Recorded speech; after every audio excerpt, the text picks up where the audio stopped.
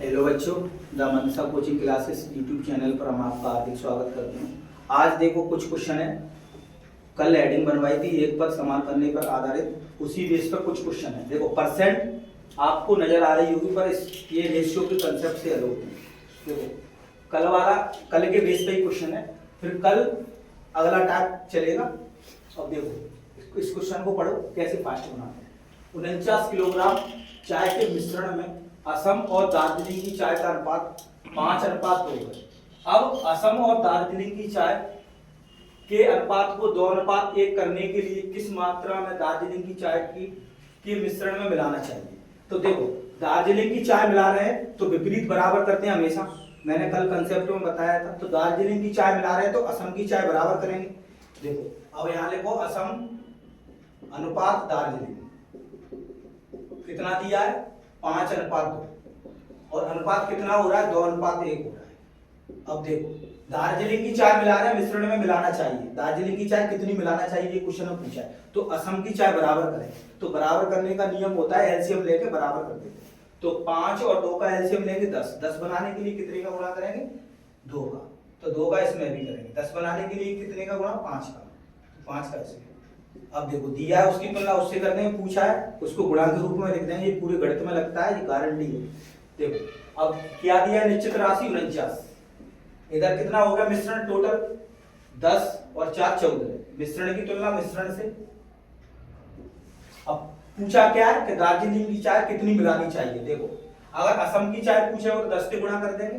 अगर दार्जिलिंग की चाय पूछता है तो 4 से गुणा। अब वो पूछ रहा है दार्जिलिंग की चाय कितनी मिलाई जाए, तो देखो 4 से 5 हो रहा है, तो अनुपात में कितना मिला रहा है 1। पूछते हैं उसको गुणा के रूप में लिख देते हैं बस।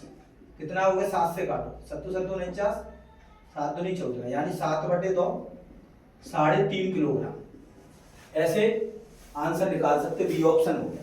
बहुत जल्दी में निकाल सकते हैं इसको। बेसिक कंसेप्ट कल बताया था, कल का वीडियो आप देख सकते हैं बेसिक कंसेप्ट कैसे। अब देखो अगला क्वेश्चन, अगला क्वेश्चन भी इसी बेस पे। देखो अगले क्वेश्चन में परसेंटेज पूछी। अगला क्वेश्चन इंपोर्टेंट है, बहुत बार पूछा गया है। देखो 20 लीटर मिश्रण में 20% एल्कोहल और शेष पानी है। यदि उसमें 4 लीटर पानी और मिला दिया जाए तो नए मिश्रण में एल्कोहल का प्रतिशत कितना होगा। देखो पहले अपनी मात्रा कितनी थी मिश्रण की 20 है।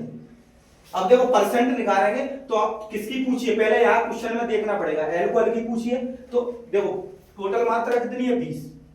अब 20 में कितनी मिला रहे हैं, 20 में 20% एल्कोहल है, तो 20 का 20% निकालेंगे 20%। अब देखो 4 लीटर और मिला दिया तो नया मिश्रण कितना होगा 20 + 4 24 हो गया।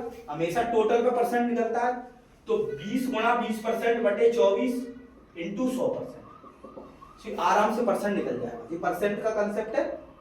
देखो तो कितना होगा 20% का मतलब कितना होता है 1/5। 5 गुणा 24 इंटू 100, इसको काट दो 4 बार, 1/4 से 6 तो 100/6। इसका मतलब होता है भाग दे लो 16 से 2/3 होता है। अगर 100% का गुणा नहीं करेंगे फिर भी जानते हैं अब आप लोग 1/6 का मतलब परसेंटेज में 16 से 2/3 होता है। तो आंसर कितना होगा बी ऑप्शन। ऐसे आसान तरीके से निकाल सकते हैं। कुछ भी परसेंट पूछेगा, पानी का पूछेगा तो पानी की निकाल लेंगे इधर, और पानी की डायरेक्ट इसमें तो 100 में से घटा के भी निकाल सकते हैं। तो ऐसे आसानी से क्वेश्चन हल कर सकते हैं। अब अगला क्वेश्चन बहुत इंपॉर्टेंट है, बहुत बार पूछा गया है। देखो अगले क्वेश्चन में 2 मात्रा देंगे।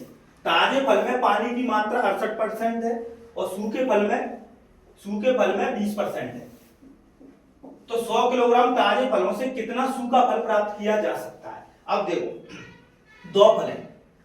अब इसमें क्या ताजे फल में पानी की मात्रा होगी 68%, तो हमेशा विपरीत बराबर करेंगे। तो गूदा कितना बचा ताजे फल में 32 बचो, विपरीत ही तो बराबर करते हैं।